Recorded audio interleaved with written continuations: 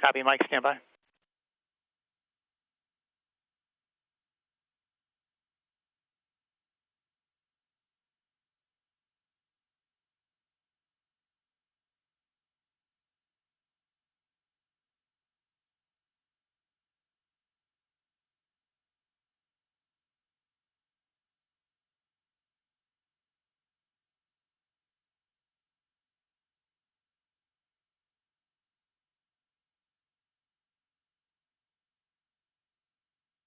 Station Houston on 1. Mike, what you had called down is acceptable to us, so go as planned.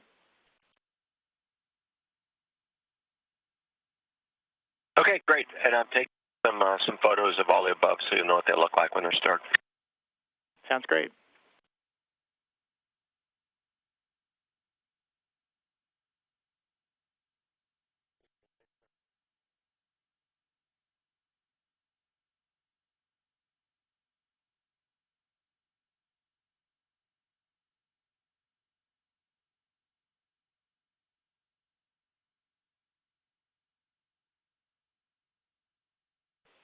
And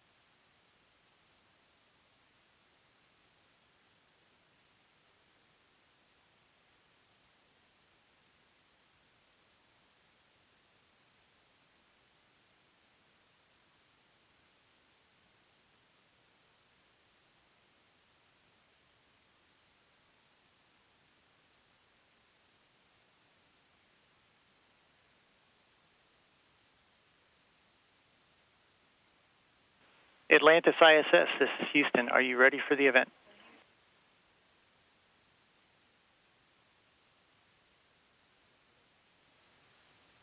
Yes, we're ready for the event. WBBM TV, this is Mission Control Houston. Please call Atlantis ISS for a voice check. Hello, check. Can you hear me? Yes, we can hear you loud and clear. How do you hear the space station? I can hear you perfectly. Wow, that's amazing. It's so good to see all of you. I want to thank you for talking to us. And I want to start by asking a question to Sandra, if possible, because we know she's from downstate Illinois. Sandra, how meaningful is it for you to be a part of this last launch?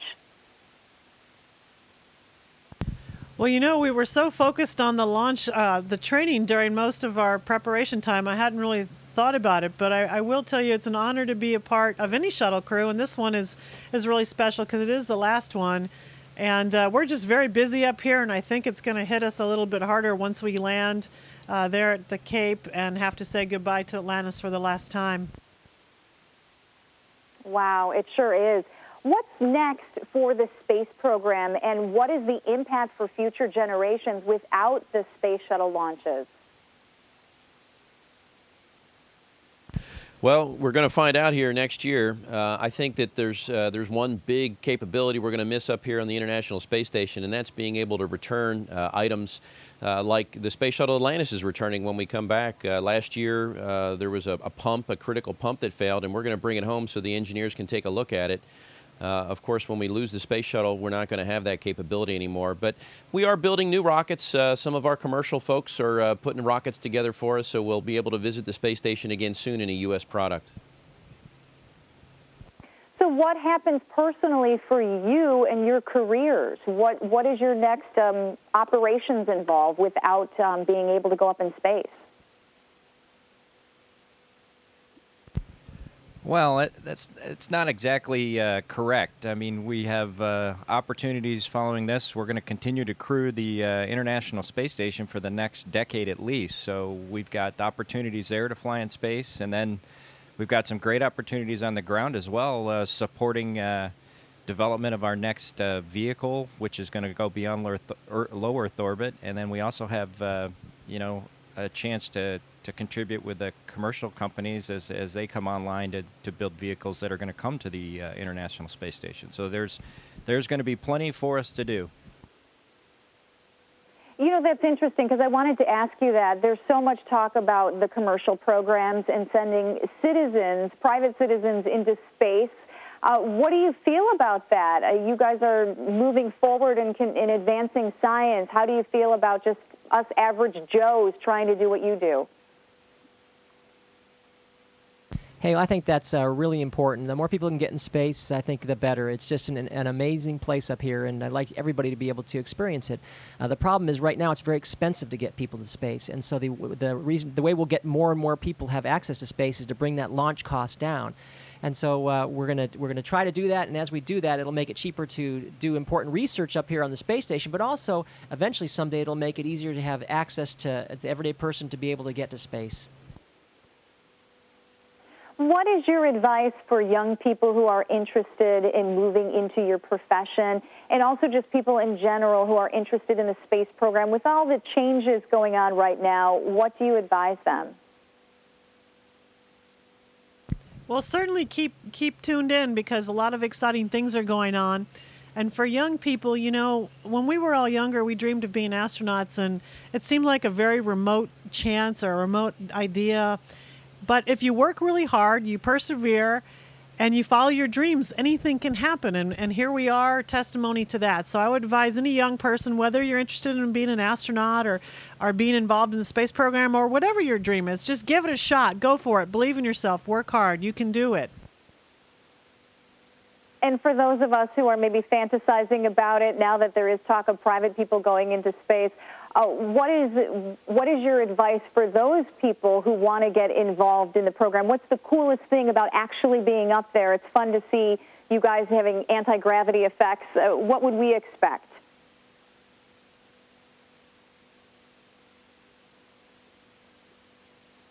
Of course, there's a lot of things to enjoy up here, and not the least of which is being able to float around. That's a sensation that very few people have experienced, and it's really kind of interesting to translate to travel between these modules, kind of like Superman. Your legs don't get a lot of use, and your arms get an awful lot of use.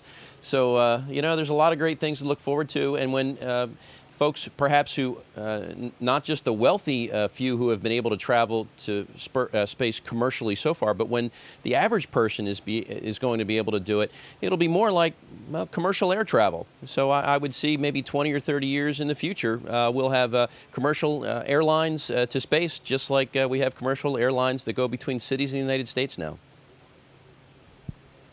I know Sandra mentioned before that you guys were very busy and didn't really have a lot of time to reflect, but is there anybody who's feeling particularly nostalgic or sentimental about this final journey?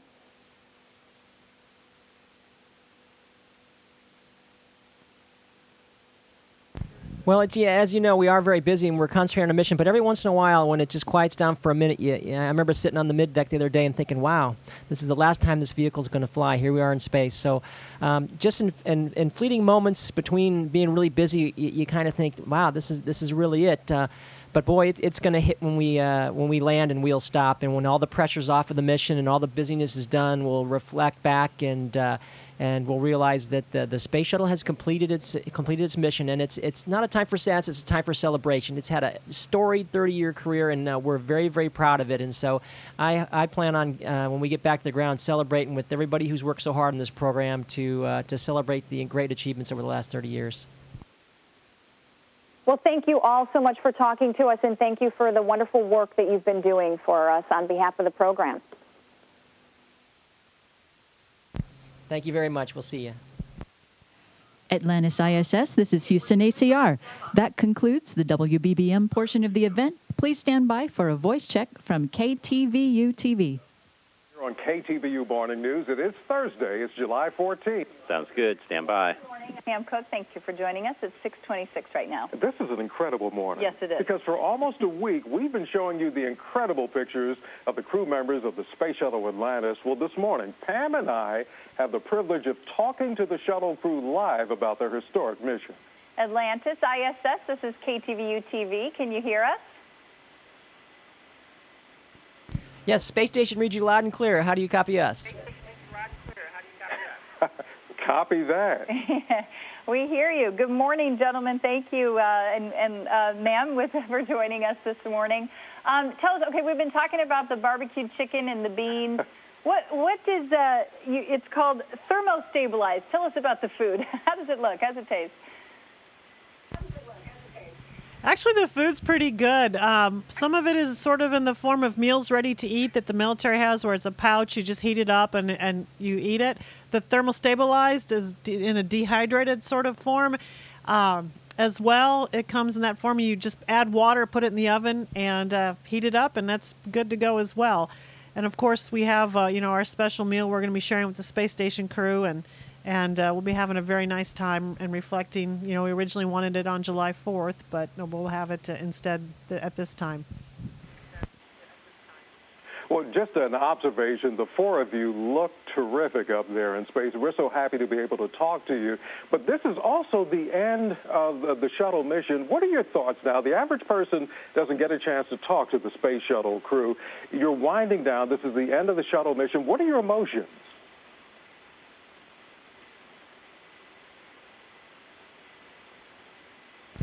Well, it's like any, your first car, for example. You love it, you hate to see it go, but you realize that every vehicle has its time. And while, I personally believe there's a little bit of lifetime left in the space shuttle, we do have to realize that if we want to go beyond and get another rocket or craft that will go outside of low Earth orbit, the space shuttle's not the one. And eventually we do want to go back to the moon, perhaps Mars or an asteroid, and we're going to need to stand down a little bit and take time and take perhaps the money that was used to operate the space shuttle and instead build a new vehicle with it, which is what we plan to do. That's certainly exciting to hear that, we intend to go back to the moon and Mars. What would you say is the most significant contribution that the shuttle program has made?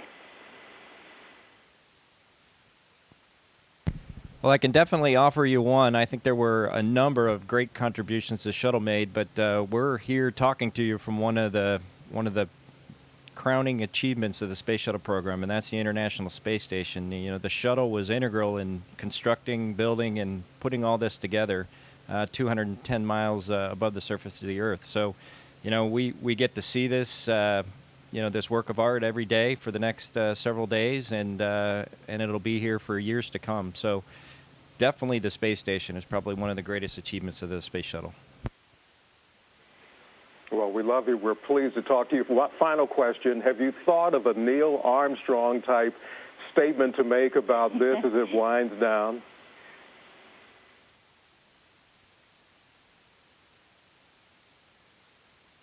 Well, it's funny you should mention that, because if we launched on time on July 8th, our original landing was supposed to be July 20th, which, of course, is the anniversary of Neil Armstrong's landing on the moon. As it was, we've extended one day. We'll be landing on July 21st, a significant day nonetheless. And I've put some thought into how we're going to reflect on the moment, and perhaps we'll just save that till the wheels stop calling. We'll let you know then. All right. Fantastic. Thank you. Thank you so much. We are talking live to the astronauts there. Notice the Cal fan in the back. We appreciate that here in the Bay Area. Thank you very much for joining us. And have a safe trip home. Yes, please. Thank you so very much. Have a great day. Atlantis ISS, this is Houston ACR. That concludes the KTVU TV portion of the event. Please stand by for a voice check from WTXF TV.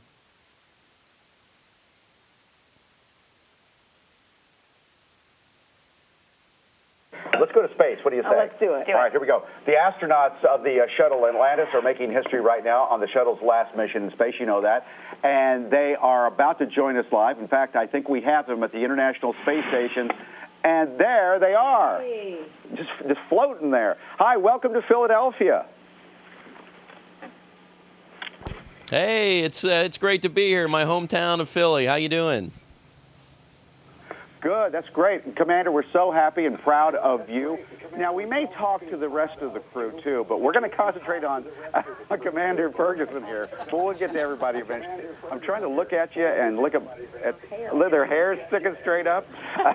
That's Specialist Magnus, Sandy Magnus. So, Chris Ferguson, when did you first get involved in space? Oh, that's even better. That's awesome. You know, Philly's own Will Smith's kid.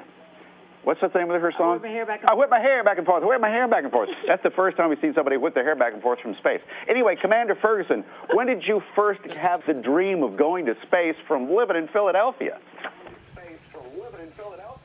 Oh, I grew up in the Northeast there. I went to St. Martha's grade school, Archbishop Bryan High School, and I think it was somewhere in there. I had some real motivational teachers who got me interested in science and taught me a little bit about aviation. I thought, well, maybe I'd like to fly airplanes someday.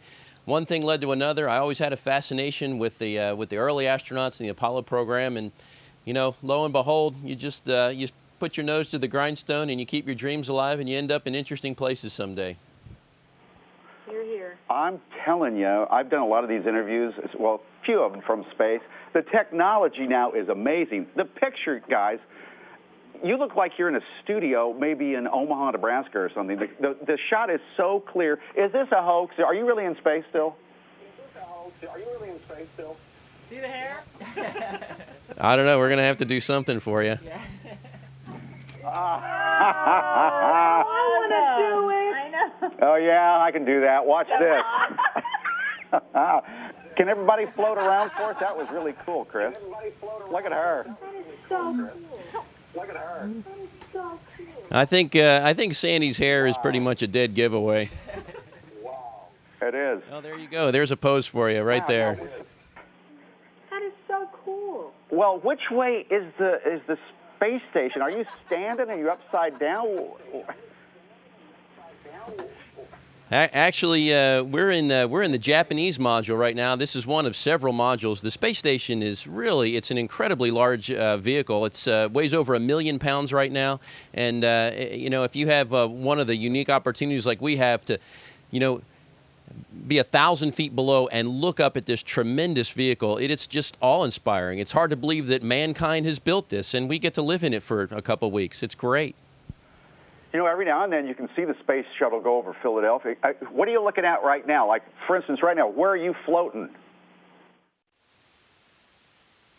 We're actually like I said, we're floating in the Japanese module, which is one of the wings that sits off the side of the space station. Of course, it's a series of tubes that stick together. But when you see the space station fly over, it's a very bright light. What you're usually seeing is the reflection off the large solar arrays that are about 300 feet long. So that's what you typically see. Yeah. So where is the space station right now over the Earth? Wow, that's a real good question. We actually have this real neat computer application that tells us where we are in the world, because sometimes just by looking out the window you can't tell. But right now we don't have it up, so honest to goodness, we can't tell you where we are over the Earth. But if we went to a window, we could find out. Well, listen to this. I've been told you're over the Northeast Atlantic. You're just west of England. Oh, European test.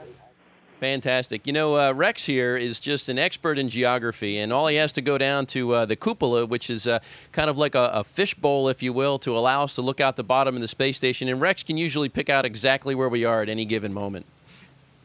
That's kind of cool. Oh, say, did you take any tasty cakes up there? And if you did, which one do you like? You know, first thing we're going to do is maybe get Sandy to go back and open one of these windows behind us. We'll let you look out the window a little bit. Did I take any tasty cakes? Unfortunately, no. But believe me, I am a lifelong fan of tasty cakes. Okay, now we have some video of you folks eating breakfast. What did you have for breakfast?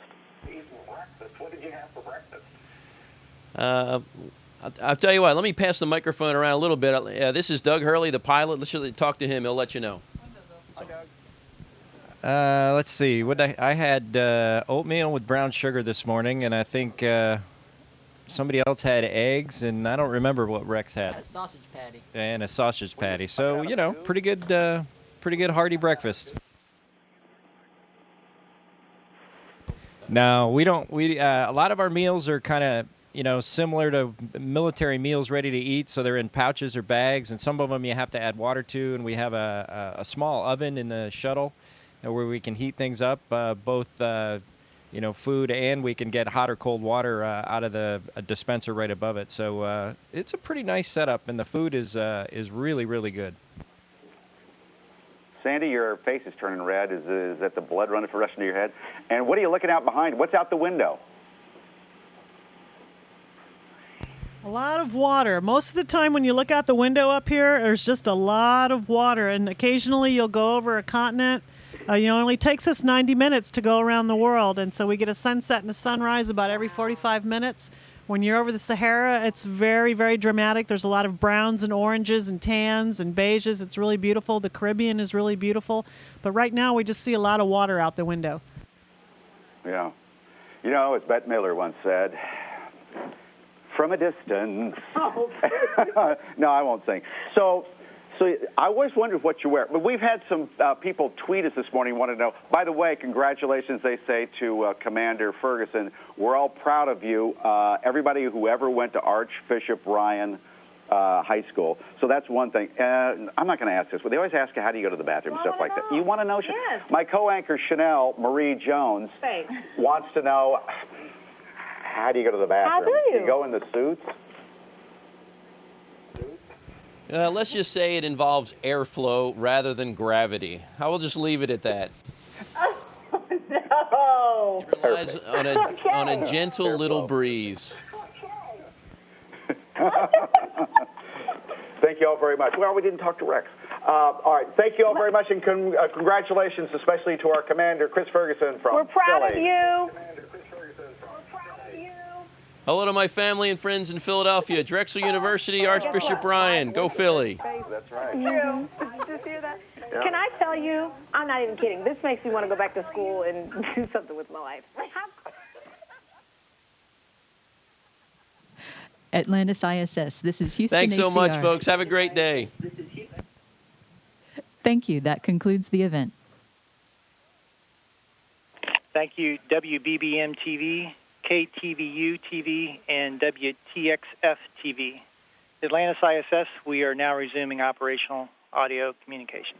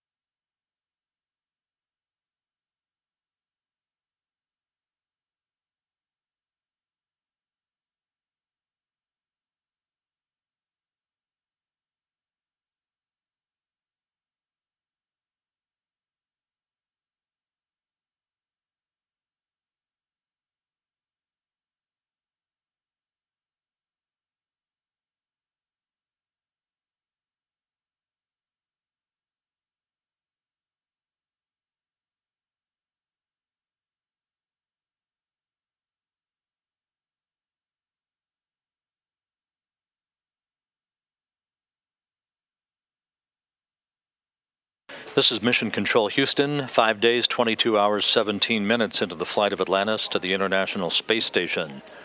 With the completion of our second set of interviews with Atlantis' astronauts now complete, we will look forward in about 14 minutes to the first airing of the video that was acquired through cameras on the solid rocket boosters, the solid rocket booster video that was acquired for Atlantis' final launch and the last launch in shuttle program history last Friday at 10:29 a.m. Central Time from the Kennedy Space Center.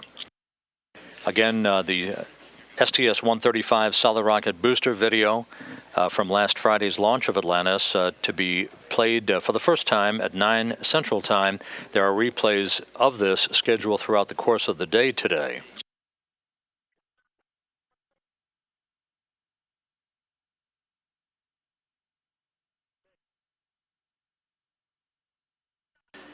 Here in the shuttle flight control room, a shift handover has just begun as the Orbit 2 team, led by Flight Director Rick LeBrode, working banker's hours during this mission, about to take over from the lead shuttle flight control team, the Orbit 1 team, that has been on console since 12:30 this morning.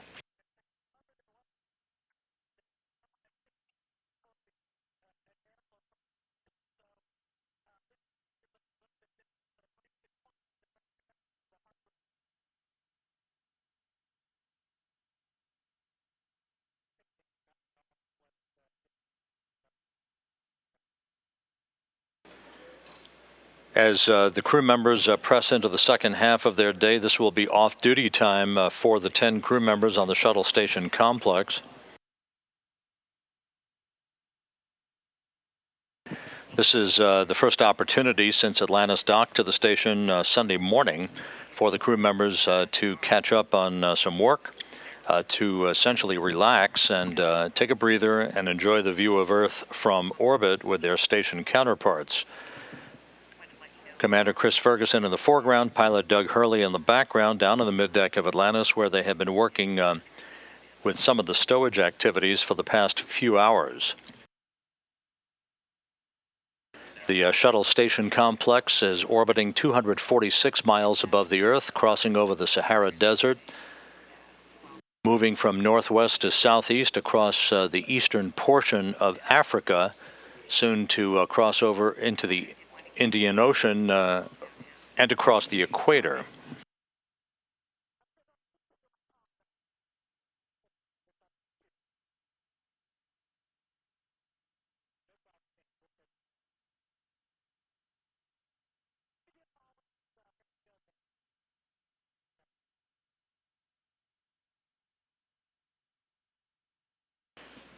Once again, the crew members have been working over the past several hours on continuing the cargo transfer of items from the Raffaello Multipurpose Logistics Module that is mated to the Earth-facing side of the Harmony Module of the International Space Station. All of that cargo transfer moving from the cargo module itself onto the station that will provide a year's worth of stockpiling for the station crews, including the current crew, the Expedition 28 crew, the commander of the station, Andrei Barasenko, along with his Russian crewmates Alexander Samakutyaev and Sergei Volkov, Japanese flight engineer Satoshi Furukawa, and NASA flight engineers Ron Garan and Mike Fossum.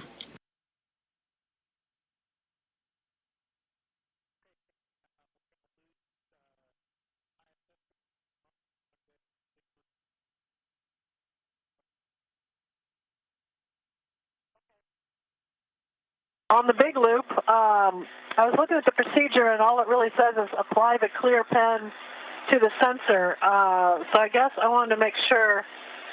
I guess I wanted to figure out what exactly that means. I'm looking at the end of this pen, and it looks kind of like.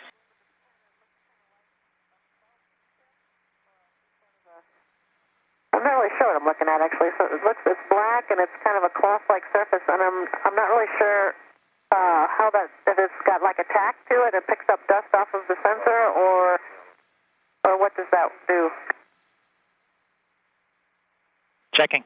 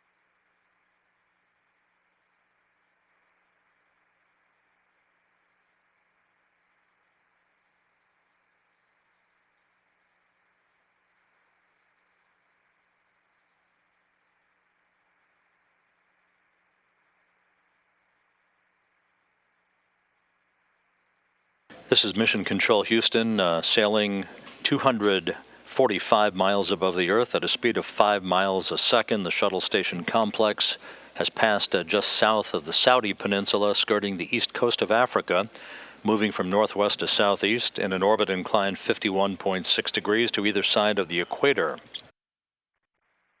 Everything going extremely well on board the two spacecraft. This has been a day so far devoted to some in-flight maintenance on the station side. The continuation of the transfer of cargo from the Raffaello logistics module over to the International Space Station, and now the crew plans to enjoy some off-duty time.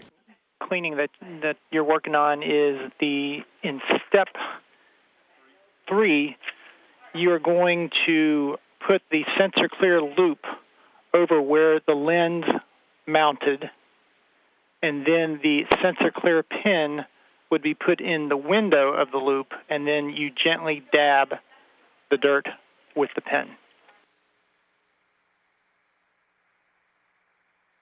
Hey, that all sounds great, except you sent me up in the message that the loop battery was not working and that I should use a headlamp for the illumination.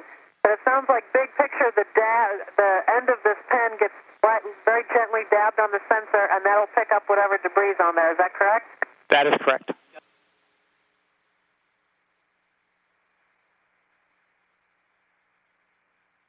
This conversation taking place between Sandy Magnus and the station Capcom Rob Hayhurst involves a slightly leaking one of the water bags that the crew is filling up for transfer over to the International Space Station.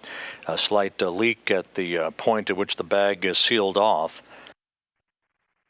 Magnus plans to use some towels to dab off the leaky portion and to seal that up so that the bag can be usable over on the station side. One of a multiple number of bags that are being filled up with water and brought over to the International Space Station.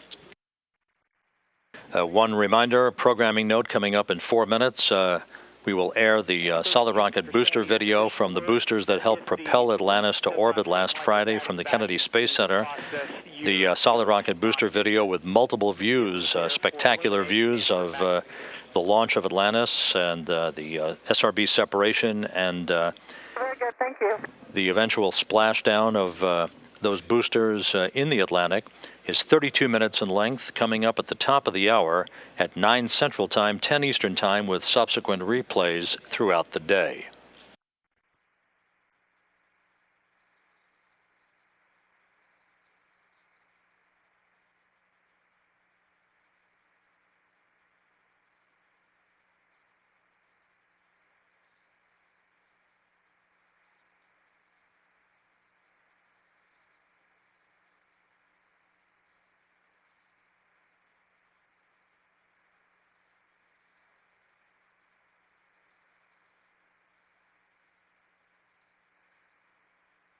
Station 1 for CWC. Go ahead, we're with you in the big loop.